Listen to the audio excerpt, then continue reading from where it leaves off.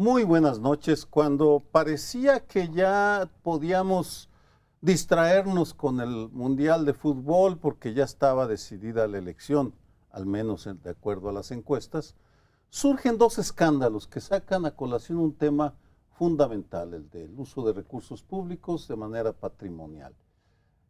Primero, el programa que conduce Denise Merker para Televisa, para Canal 2, Punto de Partida, saca un reportaje sobre la manera como Laida Sansores, una senadora del Partido del Trabajo, ligada a Morena, candidata a la alcaldía de Álvaro Obregón, se gastó 600,000 pesos en productos suntuarios. Después, el periódico Reforma saca un reportaje en primera plana el día de ayer, domingo, en el cual muestra una propiedad en Acapulco del también senador Carlos Romero de Champs, líder del sindicato de petroleros desde hace 24 años aproximadamente, un cuarto de siglo, que se suma a las propiedades ya conocidas de este personaje en Miami y en otros lugares del país, Cancún, a sus yates, a sus relojes finos, a que las hijas usan aviones privados para irse a hacer turismo con sus perritos, para que los perritos, las mascotas, no se alteren, no se estresen. Y aquí viene la pregunta sobre cómo manejar este tipo de denuncias, porque lo que más me ha llamado la atención, lo confieso, es la reacción de los respectivos gremios. Tanto el Morena y los asociados a Morena como el PRI justifican de una u otra manera, diciendo que no son equiparables en monto, por supuesto que no lo son, y que por tanto es diferente y que estamos ante un golpeteo propio de las elecciones. Es decir, como si el estar en un periodo electoral fuera una especie de veto para sacar información que van generando los medios. En todo caso, ese es el tema, trasciende con mucho las elecciones, que no se nos olvide, han tenido como uno de los ejes el combate a la corrupción. Pues la veda verdadera electoral debería de ser que pararan de hacer actos de corrupción los políticos de todos los colores, como tú dices, porque ahorita estamos hablando de una morenista, aunque es senadora del PT, y de un priista.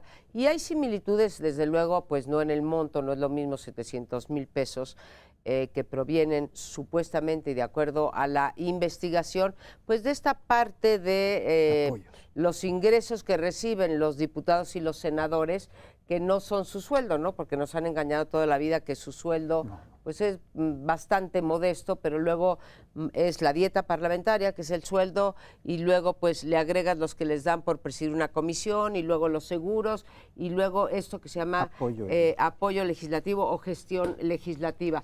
Los une una cosa, los dos son recursos públicos, los une otra cosa. Aquí la clase política, no importa de qué color o en qué rama del poder trabaje, o incluso si está en una empresa del Estado, porque hay que recordar que en el caso del sindicato también son recursos públicos, porque Pemex le da una cantidad de recursos y ha sido una gran pelea hace mucho tiempo de por qué no se transparentan los recursos del sindicato si sí son públicos, o del Sindicato de Trabajadores de la Educación, pero sí, no, o también de la educación, digamos, que es un servicio que presta el Estado. A mí, y a lo mejor me tiene que disculpar el auditorio, me sorprende más que los 700,000 pesos en el caso de la senadora Laida Sansores, la respuesta que ella misma da. Voy a quitarlo de politización de la justicia y de que si es guerra sucia, como tú dices, siempre se justifica a los militantes, o sea, que roben pero los míos, ¿no? O sea, son mis rateritos, ¿no? Voy a quitar eso. Pero la respuesta que da, oigan, yo utilicé ese dinero para darles sobres de dinero o electrodomésticos, entre otros, ¿sí? No niega lo de los tintes del pelo, pero se los di porque las personas de mi equipo que me apoyan son por honorarios, entonces no tienen derecho a seguridad social, y mucha gente que trabaja en el Senado tampoco, y aparte sí está relacionada con mi gestión legislativa, y sacan unos videos de mujeres creo que de Iztapalapa, pero no recuerdo bien de qué delegación, dicen, sí, yo recibí un sobre de dinero de la senadora. Entonces, pues vive el clientelismo, o me van a decir que ese dinerito que pusieron en unos sobres y que la gente está muy agradecida, o ese refrigerador, uno, es con recursos públicos y me imagino que tiene un propósito pues electoral, ¿no? Entonces, que vive el clientelismo, que vivan los delitos electorales, siempre y cuando sea para un buen propósito, sí se vale. Ahí hay una parte de clientelismo que pudiera haber, pero con recursos del Senado. Y otra que a todas luces parece que son de consumo personal, ¿no? Hasta pan, cacahuates y todos los meten todos al Senado. Pero la crítica aquí no es solo a la senadora, desde luego, sino que refleja una práctica que debe estar bastante difundida entre los senadores en este asunto. Algunos han salido a decir, a mí que me esculquen, a mí que me revisen todas mis cuentas y demás, yo no hago esa práctica. Pero lo que ahí se cuestiona sería varias cosas, desde luego, pero una, el Senado avala eso porque el Senado le repuso el dinero. Entonces es una práctica que puede no ser ilegal, porque han salido a decir, desde luego, aquí no hay ilegalidad. No, pero es una forma de corrupción, es un desvío de fondos públicos para cosas distintas a las que deben de servir. Y aquí en este caso es de apropiación para cuestiones personales, o incluso si va a dar clientelismo, o si le va a dar regalos muy bien motivados o bien intencionados a otras personas, pues sí, pero no con sus recursos, son con recursos públicos. Es una forma de corrupción, aunque sea legal, porque también la corrupción puede ser legal.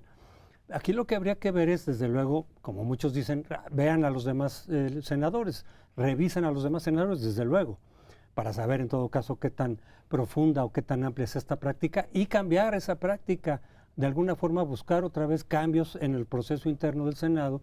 No puede ser que el Senado avale estar reponiendo esos dineros que se salen de alguna manera de la actividad propia de los legisladores.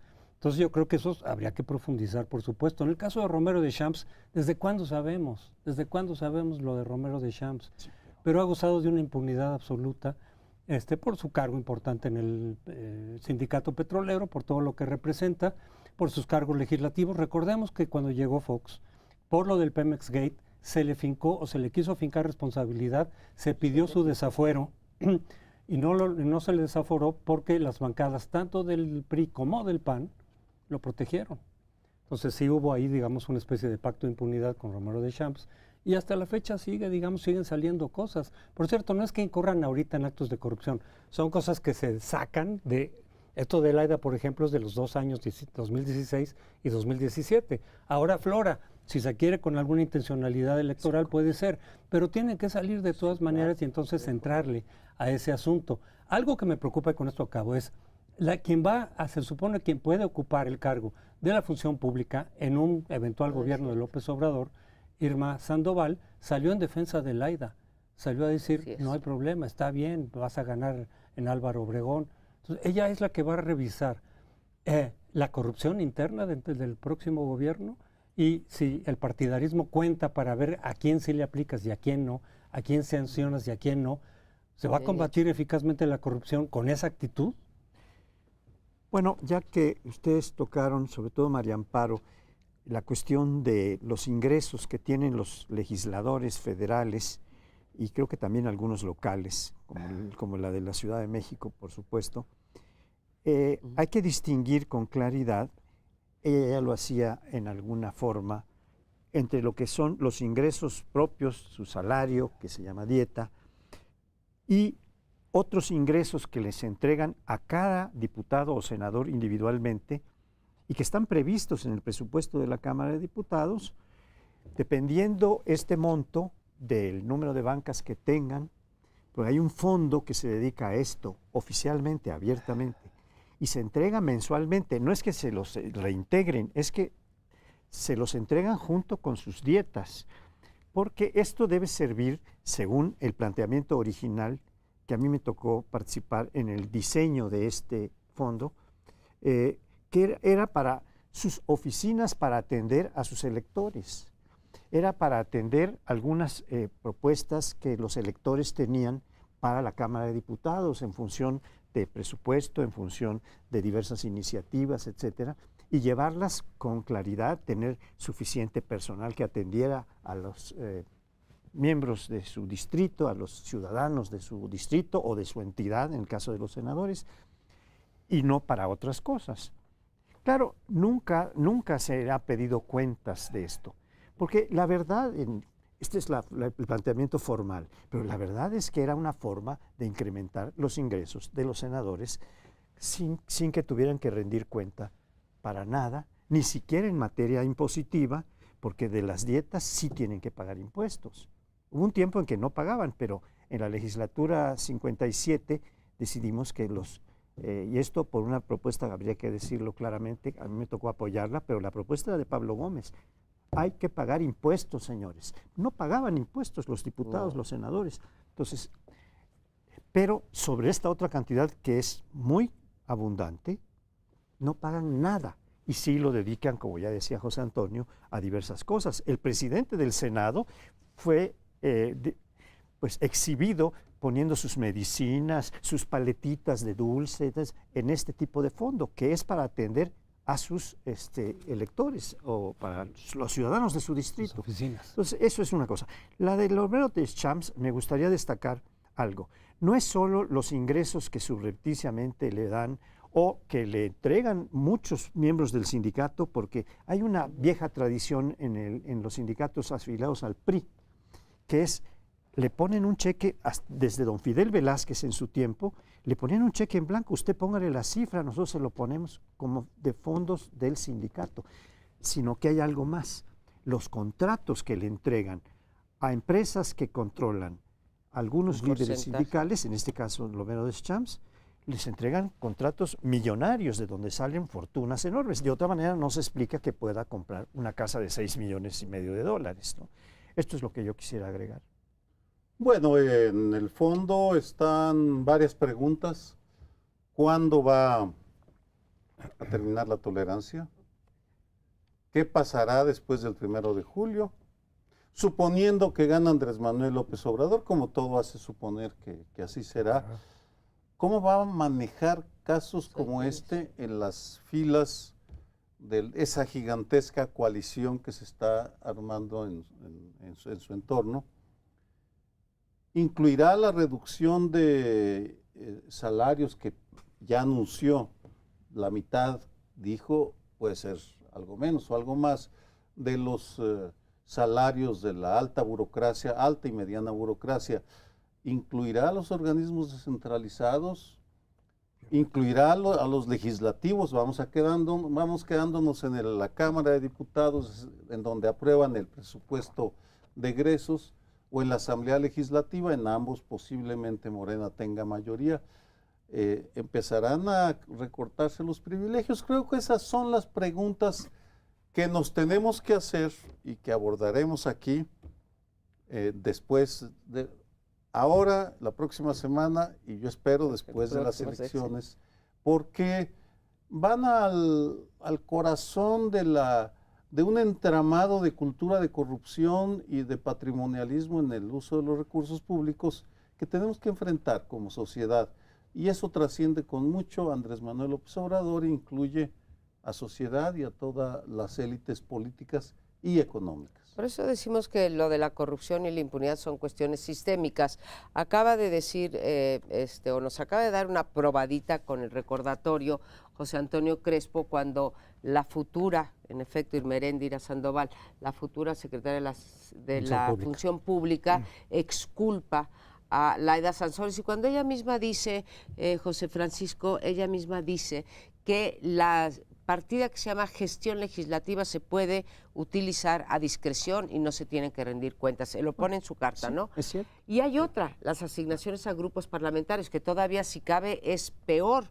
Son 2,000 millones de pesos y eso se los dan a los líderes de los grupos parlamentarios, que los usan como zanahoria y garrote, y lo que te dan tampoco rinden cuenta los grupos parlamentarios de esa. De forma tal que uno se pregunta, ¿quién rinde cuentas en este país? Porque, insisto, no veo a todas tus preguntas, yo añadiría tantas otras como, ¿se van a recortar también esas partidas? Nos tenemos que ir, regresamos. Faltan 2 semanas para la elección presidencial y estamos esperando las últimas encuestas de todo este proceso. Las encuestas que vengan ya son las últimas antes del proceso electoral, a ver qué nos arrojan. Comentábamos la semana pasada que es difícil para muchos que cambie el pronóstico que están proyectando las encuestas. Sin embargo, hay un fuerte debate, desde luego entre quienes no les gusta el resultado que proyectan las encuestas, que es un triunfo incluso holgado de López Obrador. Tienen varios argumentos técnicos sobre por qué habría que desconfiar de las encuestas y que por lo tanto no habría que tomarlas ya tan firmemente como un pronóstico, digamos, sólido. Entre esos cuestionamientos, muchos mencionan el tamaño pequeño de la muestra, que eso ya se ha demostrado desde hace mucho tiempo que no es un problema tan fuerte, pero hubo una nueva encuesta de la Coparmex con una muestra mucho más amplia, con 13,000, que es varias veces más que las encuestas normales, y el resultado fue muy parecido a la al promedio de encuestas, por lo menos un triunfo holgado de López Obrador. Pero hay otra consideración que quizás sea un poco más atendible, me parece a mí, que es la tasa de rechazo. Han insistido mucho en eso, que es la gente que no quiere contestar a la encuesta, es de cerca del 50% en general, en unas más un poco, 40, 45, más los indecisos que dicen no sé por quién voy a votar, dicen, oye, aquí hay unas casi 2/3 partes de lo que en principio era la muestra original, que no sabemos realmente a dónde va a ir el voto. Y muchos asumen, incluso algunos hacen algún modelo de encuestas y dicen, estos normalmente son anti López Obrador. Y estos podrían votar entonces por quien estuviera en segundo lugar, como el famoso voto útil o estratégico, y entonces, quién sabe, los resultados pueden ser distintos. Son argumentos que utilizan o que han utilizado, por ejemplo, los obradoristas hace 6 años, era más o menos el tipo de argumentos también para descalificar las encuestas. Yo de todas maneras sí creo que si algún resultado distinto hubiera, que lo veo muy poco probable, tendría que ver con ese margen, porque efectivamente el margen de error crece significativamente cuando la tasa de no respuesta, de rechazo a la encuesta, es muy grande. Y así ha sido en casi todas las encuestas. Eso nos refleja desde luego que hay mucha gente que no quiere contestar, que no está vinculada con lo político, que quizá ni siquiera vaya a ir a votar y entonces dice, no, yo no estoy para contestar encuestas. Pero no sabemos realmente ese universo, digamos, o ese segmento importante de electores, cómo podrían votar. No hay ningún indicio al respecto. No hay, los encuestadores no se ponen de acuerdo o no tienen respuesta. Incluso escribía un especialista el día de ayer con los 6 factores o las 6 variables que hacen que una encuesta pueda cambiar y que van, ya no quiero repetir, pero que van desde la tasa de rechazo hasta la gente que te dice que va a votar, pero a la mera hora no va a votar, ¿no? Y analiza cada una de ellas y cómo es muy difícil calcular. Lo cierto es que también, como dice José Antonio, según cómo vayas tú en las encuestas, esgrimes uno u otro resultado. ¿Sí? Yo leí un artículo de John Ackerman hace justo 6 años diciendo que no, que iban a ver que iba a dar la voltereta a la elección y que Enrique Peña no ganaría con el margen de 20% que le daban varias de las encuestas. Y en efecto, bueno, ya parece entonces la última, la anterior a las elecciones, le daban 13. Y en efecto no ganó con eso, ganó con 7 puntos, 6.7. Sí. Ganó, fue la diferencia entre el primero y el segundo lugar. Lo que yo creo que estos indecisos, votos útiles, tasas de no respuesta, cerrarán la brecha que hoy señalan todas las encuestas, que va entre 15 y 20 puntos porcentuales arriba de López Obrador, y se cerrará en alguna medida, esa no creo que se quede con los 20, pero todo promete ser un triunfo holgado. De las cosas que sabemos que sí es un triunfo holgado, es el mejor escenario inmediatamente postelectoral. Hay gente que dice, no, ¿cómo crees eso? Y después 6 años. No, dije, a ver, si hay ese margen, lo que está triunfando desde mi punto de vista es la democracia. Se cuenta, puede no gustarte López Obrador, pero se cuentan los votos, se contaron bien y el señor sacó 7 puntos, 8, los que vaya a sacar, si los saca. 15, 20, ahora, ojalá que en este país, si hubiera una voltereta, que yo no me espero, no veo cómo, pasemos de 15 en promedio, de 16 en promedio, a que gane el segundo o el tercer lugar, ¿sí? Eso sí, pues no lo veo, y lo que temo es un escenario todavía más ominoso, ¿sí? El de que se cierre a menos de 5% y se actualice la posible anulación. Cruz, cruz, que se vaya el diablo en Jesús. Como ve, muy estamos católica, invocando mujer. a los Es que digo, grandes se me haría estadígrafos. ominoso que pasara eso.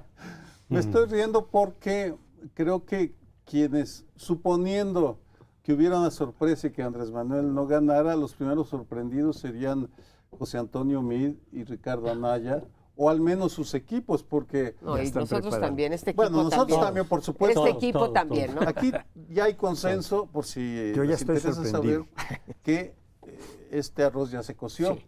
Vamos, ese es el consenso, pero estamos especulando sobre un posible, Sí. una posible sorpresa, dado que hay factores ahí que no cuadran. Podrías deberse al miedo de responderle a Sí. alguien, porque son encuestas en casa, que alguien te llegue a tu casa en un estado donde hay violencia y te toque y diga por quién va a votar, no, pues qué le voy a decir. Por supuesto que no, pero son puras especulaciones. El lenguaje corporal, las frases que sueltan entre los equipos de Meade y de Anaya ellos están peleando por el segundo lugar. Esa es la disputa, vamos. Y con la esperanza de que se cierre, como dice María Amparo, un poco y que a lo mejor se aparece la Virgen y dice, hijo mío, ¿a dónde vas a votar? Bueno, ya sabes por quién no debes votar o por Ya quién dije. debes votar. En fin, Se vaya el diablo. el hecho es que al día de hoy, para mí, las declaraciones que están saliendo son de que la pelea es por el segundo o tercer lugar y que todos se están adecuando rápidamente a la llegada de Andrés Manuel y las desbandadas de unos y otros son notables, vamos, típicas de la cultura política de este país. Bueno, pues ya que estás en el camino de la chacota, No, no es chacota. voy a seguirte, porque ha habido varios personajes interesantes que, montados en este triunfo que tuvimos sobre Alemania, que yo no puedo dejar de mencionar en Claro. este programa para Muy bien, estamos celebrar muy contentos a la también. Constitución, dicen, ya ven cómo las encuestas que le daban todas las expectativas de ganancia y altísimas a Alemania, también se pueden 87. equivocar y también podemos derrotarlas. Lo dijo nuestro amigo que fue parte de este equipo de primer plano, Agustín Basabe Benítez. Yo lo estaba haciendo claramente wishful thinking, como dicen los americanos. Es decir, está diciendo lo que quiere que pase, pero que es difícilmente que va a pasar porque no tiene ningún fundamento. La otra cuestión que yo quisiera decir ya no es en función de la presidencial, en la que ya coincido con el arroz cocido que ustedes han mencionado, sino en el Congreso. En el Congreso hay varias interrogantes. Todavía no es seguro que tendrá mayoría absoluta, quiero decir, más de la mitad de las bancas en la Cámara de Diputados. Es muy probable, pero todavía no es asegurable. Segundo, hay un elemento que es el voto diferenciado, que José Antonio ha estudiado muy bien. Si se vota por el personaje del partido tal para presidente, pero se hacen equilibrios y ha venido creciendo la población más sofisticada, todavía no en mucho, pero ha llegado al 10, 15% y probablemente en estas elecciones pueda llegar un poco más allá, porque se quiere poner un freno institucional en el legislativo a algunas de las cosas que no le gustan del presidente, que el presidente ha propuesto. Incluso ha propuesto una serie de cosas que son inconstitucionales. Por ejemplo, esa que mencionabas hace un rato, de bajar los emolumentos o los salarios de la jerarquía burocrática y de la media también, porque esto lo prohíbe el 123 de la Constitución. No se pueden disminuir los salarios. Se pueden aumentar, pero no disminuir. Ahora, eso es, y si no tienen una aceptación, claro que sí, la alta burocracia, como esperamos, la que va a nombrar López Obrador, acepta, pues se las pueden bajar, porque ahí hay una aceptación, pero está prohibido bajar los salarios constitucionalmente. Y hay otras cosas anticonstitucionales que López Obrador ha propuesto. Dicen que él tendrá el derecho de iniciativa para mandar a cambiar la Constitución con una iniciativa, ¿verdad? Y esto pues no lo hace inconstitucional como propuesta, si se media con una iniciativa. Pero hay varias otras cosas en las que no ha propuesto que va a mandar una iniciativa y que son anticonstitucionales. Entonces, esto lo va a vigilar el Congreso. Habría que estar muy pendientes de qué es lo que puede hacer el Congreso. Pero otra parte del debate ya, en cuanto a intención de voto, es lo del voto útil. Tanto Peña como Anaya, Mid, como Anaya han estado pidiendo el voto útil de los otros. Eres reeleccionista. Ah, sí, de los otros, ¿no? Es decir, que el PAN se vayan sobre el segundo lugar y Anaya dice, yo soy el segundo, ahí están las encuestas, y Mid dice, yo soy el segundo, y hay algunas encuestas que ponen en segundo lugar a Mid. Yo creo que si hubiera ese voto estratégico en favor de quien sea el segundo lugar, hay varios colegas que ya se han manifestado en ese sentido. Primera, no alcanza en principio, no alcanzaría a poder rebasar a López Obrador, de acuerdo con lo que tenemos de las encuestas otra vez. Es decir, quizá no haya el suficiente voto útil que se sume, se acumule en el segundo lugar para poder vencer a López Obrador. O sea, hay un tema cuantitativo, pero por otro lado, si quienes están dispuestos a votar por el segundo lugar, con tal de que no gane López Obrador, no tienen un diagnóstico claro de quién está en el segundo lugar, ese voto se divide. O sea, si algunas encuestas, como me imagino que va a ocurrir, dicen Mid es el segundo lugar, y algunas otras dicen Anaya, y en realidad están ahí en un margen reducido, es probable que algunos voten por Mid pensando en el voto estratégico y útil, y otros en Anaya, se divide ese voto y de todas maneras le dejan a López Obrador un margen bastante amplio de triunfo. O sea, pierde utilidad el voto útil si en ese escenario, si las encuestas se dividen en quién va en primero, deja de ser útil, pierde su utilidad porque crees que lo estás emitiendo como útil y no va a ser el caso. Lo que creo que es cierto es que se tendría que conjuntar cuando menos esa mitad del voto útil, más que la no respuesta o la tasa de no respuesta fuera toda para un candidato, más que los indecisos fueran para ese candidato, más, o sea, todos los factores se tendrían que conjuntar para ganarle a López Obrador. Te toca.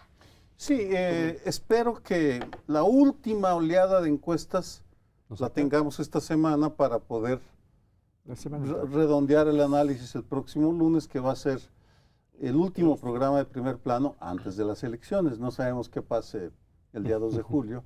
Supongo que vamos a seguir por un tiempo cuando menos. Ahora, las últimas encuestas van a salir 2 días después de Primer Plano, hasta el miércoles, ¿no? Pueden salir 3 días antes de las elecciones. Pero no podrán, ¿no crees que salgan pues algunas? A lo mejor salen, ojalá. Yo creo que tendremos algunas, no tendremos todo el conjunto de las encuestas, por lo tanto tendremos una visión parcial de las que ya hayan salido, pero al final de cuentas, bueno, eso nos puede dar algunos elementos para proyectar qué es lo que se puede esperar el 1 de julio.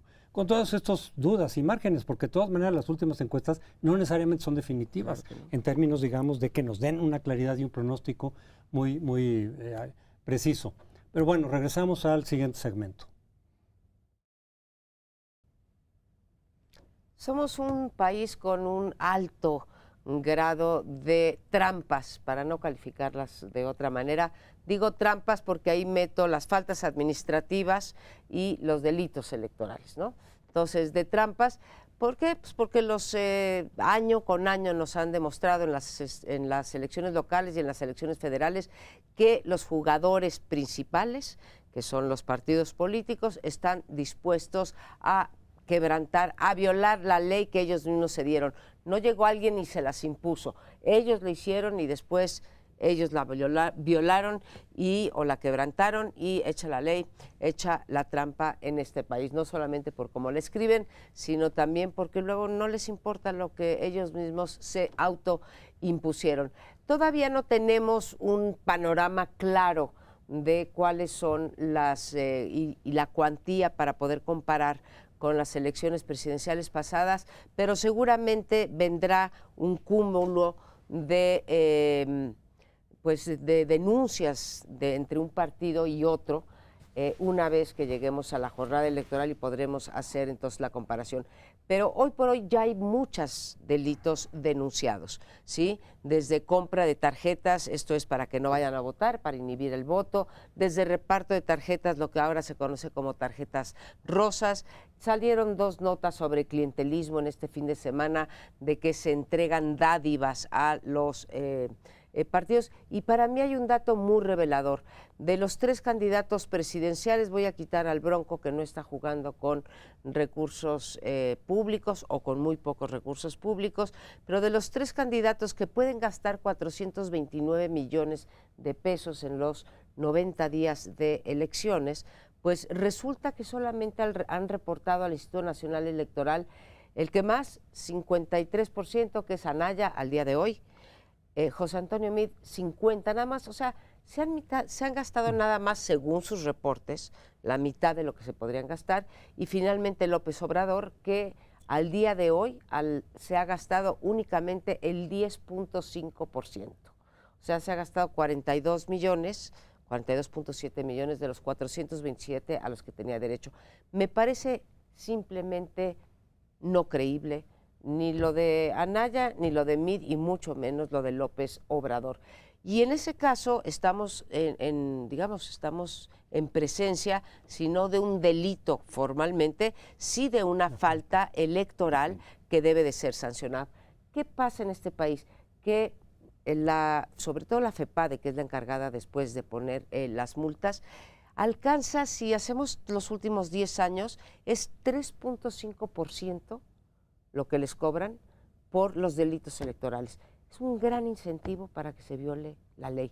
Si tú recibes 100 pesos, te cobran en multa en total 3 pesos 50 centavos. ¿Tú violarías la ley? Bueno, yo sé que tú no, pero...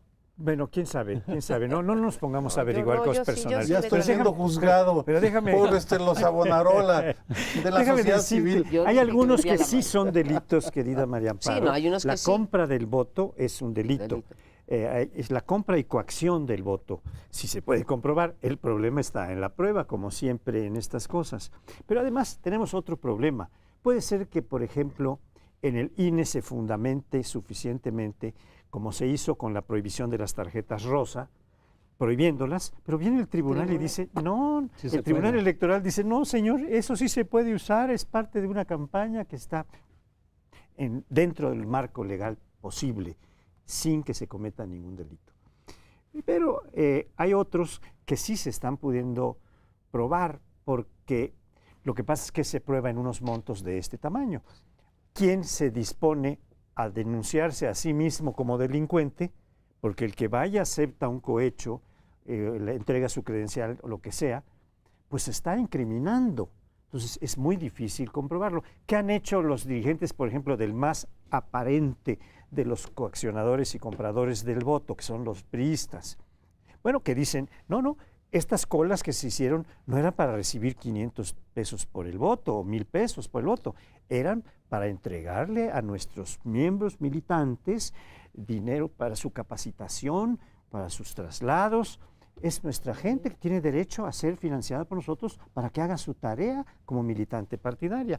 Otra versión, la que hace Emilio Gamboa, es, bueno, lo que se está haciendo es que se está entregando información que el candidato quiere para ver cuáles son las necesidades de la gente y se está tomando nota de ella y entonces se les entrega pues cualquier tipo de material que ellos requieran, pero no estamos dando dinero por voto ni pidiendo credenciales de elector. Entonces hay toda una estrategia de encubrimiento de los delitos, de disimulación, de dinero debajo de la mesa, como le gusta decir a María Amparo Casar, pero que va a ser imposible probar. Son decenas de miles de cargos, no, son 3.400 cargos, pero si los multiplicamos por candidatos, pueden llegar a decenas de miles de posibles coaccionadores o compradores de voto, ¿no? Y esos difícilmente se van a dar. No coincido con el fatalismo de tus palabras, Francisco José, porque lo que sucede es que falta voluntad de parte de las autoridades electorales para actuar. ¿En dónde están las investigaciones del Instituto Nacional Electoral sobre compra y coacción del voto? Sí hay. Son muy reducidas, perdóname, son muy reducidas. No son lo suficientemente amplias ni profundas como para poder diseñar una estrategia nacional para combatir de frente. ¿En dónde está una publicidad agresiva de las autoridades electorales para hablar sobre el tema. Sí, bueno. ¿En dónde está la Fiscalía Electoral para FEPADE. combatir, para delitos electorales, la FEPADE, que después de que despiden Santiago a Castillo. Santiago, Nieto. Nieto. a Santiago Castillo. Nieto, Ujú. pues ya se diluye y se queda, vamos, sé que el titular se llama Héctor, porque fue a desayunar un día al colegio, o va a desayunar un día al Colegio de México, para decir lo que hace, pero fuera de eso está desaparecido. La autoridad, el Tribunal Electoral, ya sabemos que son cómplices del PRI, perdón, o de las instrucciones que recibe del PRI, se oye muy fuerte, pero si no lo decimos con esas palabras, por supuesto que el fatalismo se justifica. No lo combate, no se reduce, no se acota, no se elimina, porque no quieren. Es la misma actitud que tuvieron con el crimen organizado, que prefirieron voltear hacia otro lado, hasta que en el caso del crimen organizado se les salió de las manos y se convirtió en un Frankenstein. Acá estamos ante una degradación sistémica de la democracia, de los valores democráticos, hecha posible por autoridades electorales que no cumplen con su tarea. Yo Yo coincido. No entiendo en qué no estás de acuerdo conmigo. Ah. No, de que va a ser difícil o imposible combatirlo. En esa, por supuesto Difícil, que no. ¿no? Por supuesto que no. En Chicago The Daily, se dedicaron en 60, algún sí. momento a combatirla, o en el Nueva York del Tammany Hall, para citar dos casos, y eliminaron o redujeron. Tenemos un... Bueno, pues se puede. Yo Eso es lo que coincido en que a veces hace muy frecuentemente falta de voluntad de las autoridades. Desde luego el tribunal se ha visto muy sesgado desde que se instauró este nuevo tribunal. He visto yo muchos sesgos en favor del PRI, sin duda alguna. En el caso del INE, a lo largo de varios años hemos visto que a veces hay cosas que podrían hacer y que no lo hacen, que podrían aplicar más severamente la ley, que ahí la tienen, con sanciones muy fuertes, y no las aplican. No quieren ser lo firmes que podrían ser. Yo coincido en eso. Pero vale la pena, digamos, distinguir también entre tipo de faltas que muy frecuentemente la gente confunde, porque a veces, o incluso una misma falta, a veces es una falta administrativa que amerita algún tipo de sanción económica, muy bajas generalmente, lo cual hace rentable hacer trampas, porque luego el costo es muy bajo, yo coincido en eso también, pero esa falta no necesariamente es, digamos, un delito. A ver, no en es. automático. Entonces, te decía. no le tocan al INE. Cuando sí son delitos, entonces van a la FEPADE. Y coincido en que la FEPADE efectivamente casi todo el tiempo de su existencia ha sido muy gris. Y cuando Santiago Nieto intentó profundizar el caso de Odebrecht en su repercusión electoral, pues le inventaron un pretexto por ahí que tenía algún fundamento, pero muy ligero, muy endeble. Y lo quitaron, podemos suponer que es precisamente por la investigación que estaba haciendo. Y otra cosa también distinta a veces es causal de nulidad, que se va en todo caso al tribunal. Además de que el tribunal puede decidir muchas otras cosas sobre faltas administrativas o no, cuando es causal de nulidad, pero son cosas distintas, falta administrativa, delito electoral, causa nulidad. Aunque a veces el mismo acto genera las tres, dos. pero Sí, o las tres. muchas veces la gente confunde a qué autoridad le toca qué cosa. Y entonces le atribuye responsabilidad. El INE a veces absorbe responsabilidades, a veces propias y bien ganadas, y otras veces no, que son injustas porque le corresponden a otras autoridades. Pero como es el que más aparece, es como el que más da la cara, entonces mucha gente dice, el INE por esto y esto. No, pero señor, espérense, esto lo decide el tribunal, esto va a la FEPADE, nosotros hasta aquí llegamos. Y solamente un punto más, la cosa de los dineros ilícitos que acabas tú también de investigar y que nos habían dicho otras investigaciones de ese tipo que eran como 5 o 6 pesos por cada peso legal. Ahorita ustedes encontraron 14. mucho más, como 14 pesos. De todos los partidos entiendo, todos los partidos reciben dinero no reportado, que se hace más complicado, no digo imposible, más complicado fiscalizar y que permite desde luego que se rebase cualquier consideración legal que hubiera sido prevista por los legisladores. Yo dos comentarios para no perder la costumbre de que yo, como dices tú, defiendo a mis amigos del IFE y tú atacas a tus... No son tus enemigos ni tus adversarios. Bueno, primero una cosa del delito. El único delito electoral que se castiga con privación de la libertad es el peculado electoral. Es el único de todos los que están tipificados en el Código Penal. Y segundo, tú dices, es culpa del INE, ¿no? Los bueno, árbitros o de las electorales. autoridades Las electorales. autoridades Nada más en decir conjunto. una cosa, es culpa de los actores tramposos que tenemos, que compiten, porque no hay marco legal que se pueda, ¿sí?, sostener si tú tienes la firme voluntad, ahí sí, la firme, no la ausencia, la firme voluntad de violar la ley. Entonces, o sea, los culpables aquí son ellos. No con Me nosotros. quedo con... Con un- Ya no. me la no puedo contestas decirlo. en En la el próximo próxima. bloque si nos dan chance. En el próximo bloque Ya. Ay, y nos vamos, sí, regresamos en un segundito. Aunque no son delitos electorales propiamente tales, sino homicidios que son delitos del orden común, también han estado presentes para influir en las elecciones y tenemos ya la cifra de más de 120 candidatos asesinados, algunos al salir de un debate, como este caso muy famoso de Coahuila. De ¿verdad? Coahuila. Y otros 120 candidatos en todo el país, sobre todo en algunas zonas donde el crimen organizado está más presente, que han asesinado candidatos. Hay un supuesto detrás de estos asesinatos que ha sido frecuentemente comprobado. Bájese usted de la candidatura, dicen los que quieran bajarlo, normalmente delincuentes. Si no se baja usted, nuestro próximo diálogo es con su viuda, ya tampoco con sus hijos. Es decir, la amenaza viene en serio.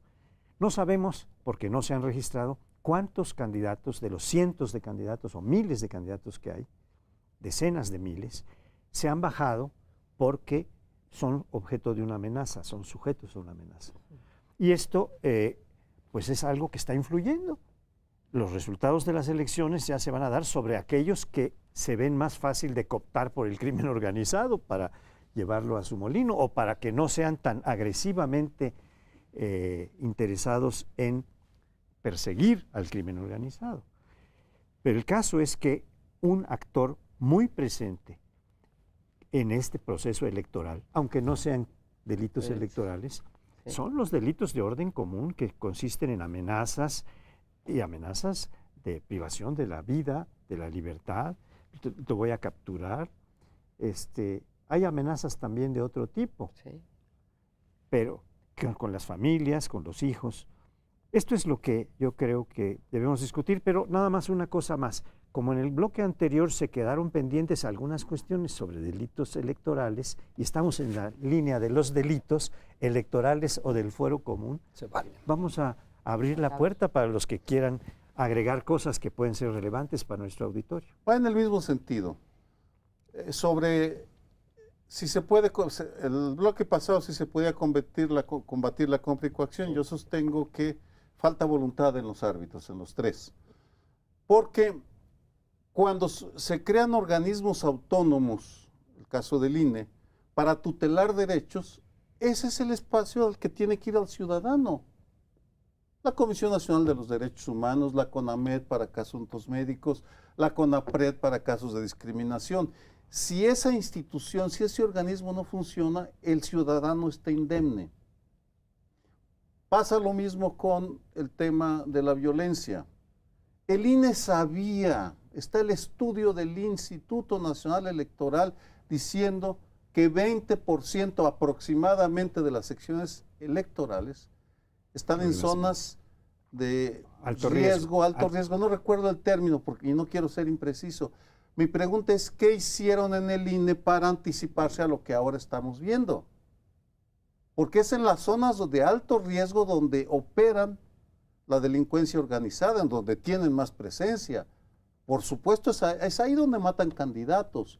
Y tú ves la cartografía de los asesinatos de candidatos y están en Puebla o Achicoleros, Tamaulipas, lo que queda de los Zeta, en fin. Esos son los que mataron. En ese sentido, a eso va mi argumento. No tienen ellos, el INE, por supuesto, la obligación de entrenar a brigadas con especiales.